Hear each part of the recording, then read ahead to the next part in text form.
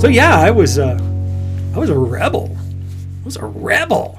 When I talk about improv with people, especially people who I do improv with or who've like worked with me, I did a workshop for a while, and I hope to get it started back up again after all of this is over with, and we can actually stop isolating ourselves and start playing with each other again, playing improvisational games with each other again. I don't want you to get the wrong idea about what I just said.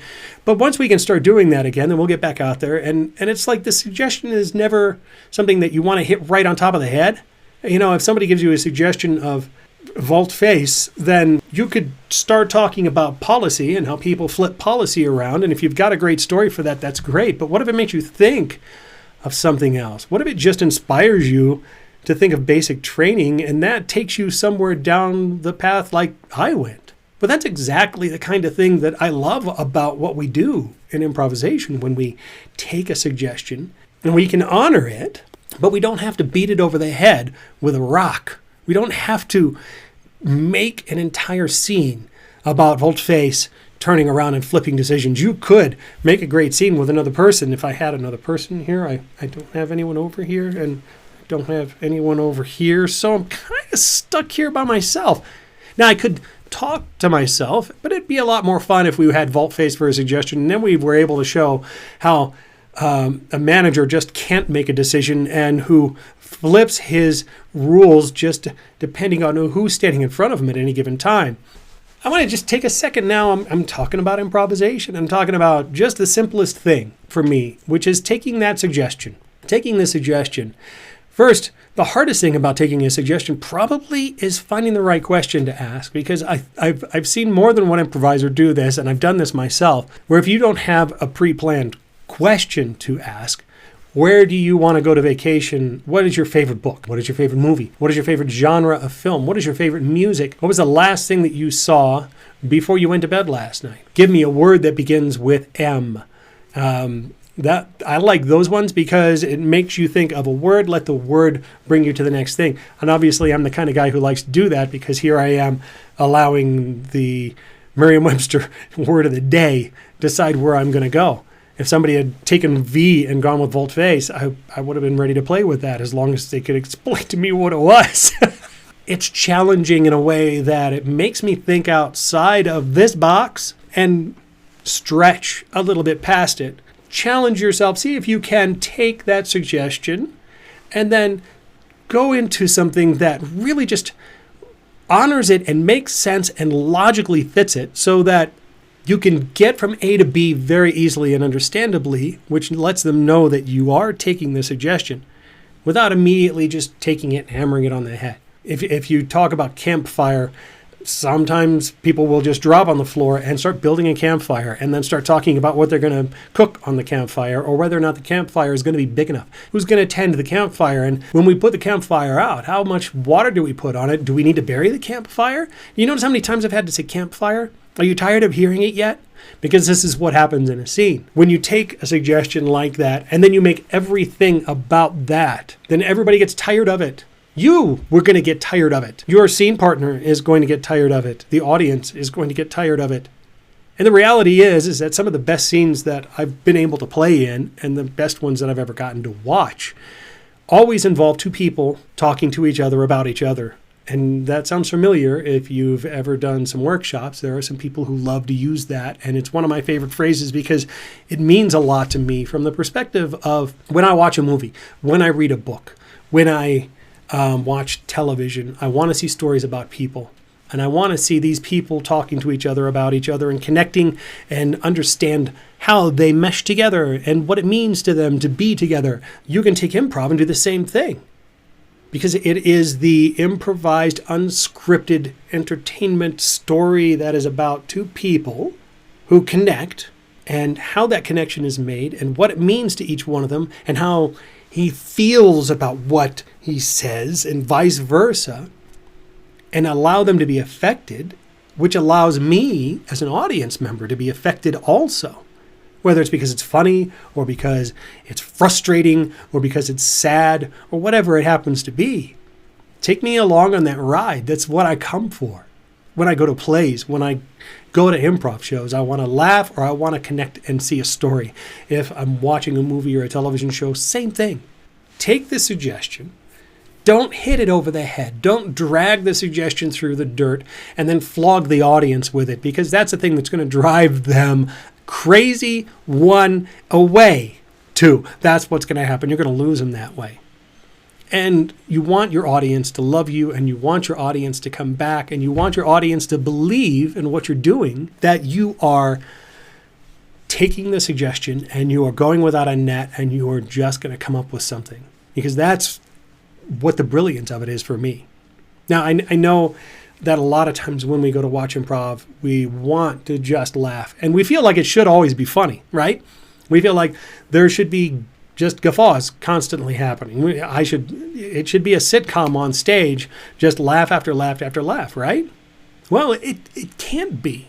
And the reality to me, as an actor, and why I call myself an acting improviser, and why improvisation for actors is an important thing to me, is because actors get the best of taking stories and characters and developing that. Improvisers get to do that on the fly, on the cuff, which is why you have to listen. You have to pay attention. And you have to be honest about how you feel as your character, about what's being presented to you, so that when you respond, it's honest and genuine and in character, which feeds the acting. That same skill of listening and being affected and then translating that into your response is what we do at our best when we act. When somebody talks to us and we listen to them, and then we are affected by what they tell us. And then what we say next is affected by that. It is informed by our feelings and their attitude and impressions, and all of it should mesh together just like perfectly. At our best, that's what's going to happen. At our worst, what we do is we plan and we rehearse and we know exactly what we want to say and what our intentions are and what our motivation is, and then we have it right down to the timing and the pacing of the sentence and the tone of our voice that we're going to use. And oh my God, right now, I'm going to be really angry with you, and I'm going to let you hear that and the tone of my voice. Yeah, and the look of my eye, which is all great until your scene partner is playing a different scene. Until they don't give you something that you could be justifiably frustrated by. And they give it to you in a way that says something completely different. And you have to hear that and allow that to affect you and allow that to change your response. This is why improv is important, because it teaches us to listen and be affected and to allow that to affect us in the moment. That's what it means to me to be in the moment.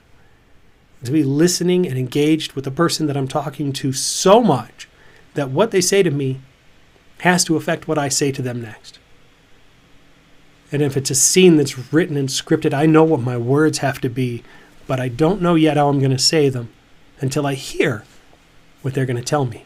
And not the words that they're going to tell me, but their intention and their attitude and their tone and the look in their eye and the way they stand and the way they hold their shoulders or their hands, and everything that that person does speaks volumes about the message that they're sending. The reason that we've had so much frustration right now, and I tried to do the workshop using Zoom, and it's a difficult thing to do. It was an experiment for a month, and we did it without charging for it because we weren't sure how it was going to work out, and I wanted to find out what it would feel like and be like with people. So we got to play some basic games and we got to do it, but what I discovered, especially from my perspective, is that it was kind of an exhausting exercise, because what happened is you have to work so hard to make up for all of the physical cues that we get and we take for granted every day that we talk to somebody. You have to fill the blanks in because you can't see that person. You can't see all of their body. Maybe they're sitting in a chair like I am right now, and you can't see whether I'm ready to pace. Maybe they're laying down, and I've had people show up and lay down on the floor and then prop their head up and then not even talk to the camera. Just be, over here. And I get that. if you're just sitting here thinking of clever things to say, but you're not connecting with me until you do this. Until we do this. And no, I am not right there, but I am down there. And if I make that connection there, I can still see your eyes, my eyes, the other person. And I can see your face, and I can see everything that's happening in there, and I can react to that. That is a thing that I can grab onto. But if you're just over here, okay, I know what I'm going to say next. It's going to look like this. Yeah, okay. Now that's great. Now you're practicing script writing, and you could probably take that and do something real with it, where you actually allowed yourself to be affected by the thing that you heard, and instead of just blurting out the next line that sounded good, you actually came with something that was connected to the scene. Learning to be in the moment is a difficult thing to do when you're not with that person. And unless it's a one-on-one connection you make online, you can make that kind of a thing on a phone, on Zoom, on any one of the services that are out there right now. It's all possible, but it is challenging. I want to kind of wrap this up now. I want to take a lot of the things that we've talked about since we started talking about improvisation and about being in the moment and about listening, and just kind of recap some of that. Because we started out with taking a suggestion. And taking a suggestion is a very important thing. It honors and respects the audience. It allows them to be a part of the show. It allows them to contribute something to the show. When you take that, take it, repeat it so that they know you got it, and then thank them. Be gracious about it. That's just manners. If I get a suggestion from an audience and they say volte-face, and I say, I heard volte-face, thank you. It should have been the first thing that I heard, because I'm not going to cherry pick my favorite one. Because if you cherry pick, it's not necessarily that you're a bad improviser, but what it does is it tells the audience that you're not up for the challenge of the first thing that they could throw at you. Now, does that mean the first thing that they throw at you has to be literally the first thing that you use and exactly the words? And I'm going to say no to that, because there are times when your audience will try to bring you into an R-rated or X-rated show with their suggestion. What you might want to need to do is to sort of pare that back. Sometimes you just have to go, yes, gynecologists are a thing. That is a wonderful suggestion, but I heard doctor. Thank you. Thank you for doctor. And then we can begin our scene. It's okay to take that and then take it down to a level of something that you can actually play with without having to alienate half of your audience, depending on the kind of show that you run. So taking a suggestion is the first thing that we talked about. Asking for the suggestion, there are so many ways that you could do it. How do you elicit a response that could be in one or two words that is something that you could probably use to inspire a show? And inspire is the key with a suggestion. Say you don't want it to drive the scene, you want it to inspire the scene. So if somebody says doctor, you could be a doctor.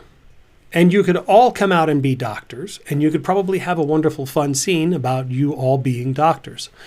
Or you could be a financial manager who is changing the numbers on the papers so that he can hide something that's been lost, and that could be the thing that inspires it because you doctored the documentation. The doctor's got more than one definition, doesn't it? So why do you have to go with the first one that hits you? Be creative with it. Allow yourself to think outside of the box, even here when you get your suggestion, and then be inspired to be different. Take a chance. Because otherwise, why are we doing improvisation? It is inherently risky. So take the risk. What else did we talk about? We talked about listening, because listening is a very important skill. We talked about being in the moment, and listening is something that not only feeds the actor, but feeds the improviser. Both of them need to be able to listen and need to be allowing themselves to be affected by what they hear, and also need to allow that whole process to affect what they're about to say next. Now, with an improviser, it just means how that affected me determines where I'm going to go with my next line. What am I going to say? Am I angry? Am I happy? Am I in love? Am I frustrated? All of these things color my response. Now, if I'm an actor and I'm given a line, I still have all those possibilities, but the words are defined for me. So now I just have to be able to allow those words to come out in a way that describes how I feel. It can mean so many different things, just depending on how you allow yourself to be affected by it. So we talked about taking suggestions. We talked about listening. We talked about allowing ourselves to be affected. And we talked about allowing that effect impact what we do and how we reply and respond.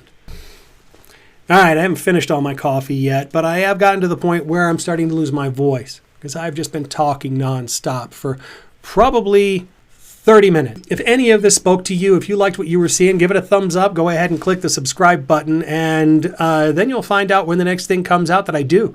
Thanks a lot for stopping by, and I will see you at the monologue of the day next week. Thank you.